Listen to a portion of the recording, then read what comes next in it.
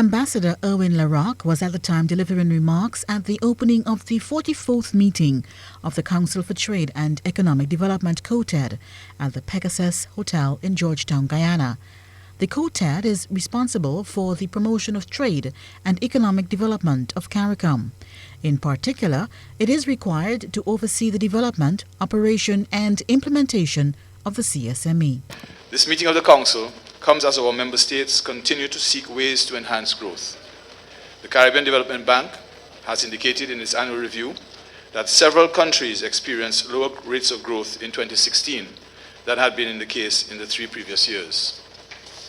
Our heads of government, in their various decisions and declarations, have committed to deepening regional economic integration through the CSME in order to achieve sustained economic development based on international competitiveness.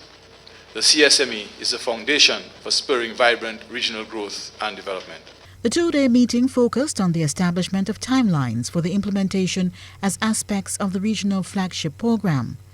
The Secretary General reminded ministers of trade and heads of delegation at the meeting that CARICOM heads of government had committed to deepening regional economic integration through the CSME.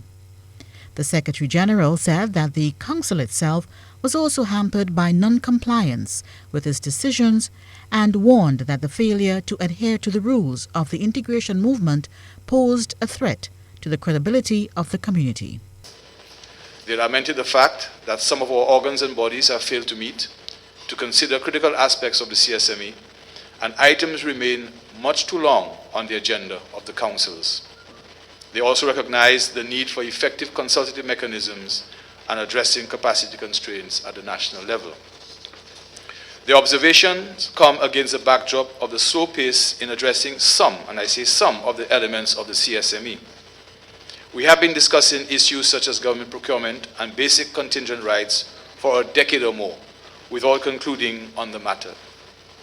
And there are aspects of the free movement of skills regime and market access for specific products that require urgent decision.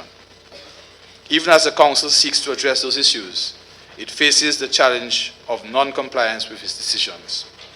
The basis of our integration movements is its rules-based nature. Therefore, failure to adhere to the rules, which includes compliance with decisions, poses a threat to the credibility of our community. The onus is on COTED to make the required decisions, determine the actions to be taken to fulfill the obligations, and agree on timelines for implementation, which we must adhere to.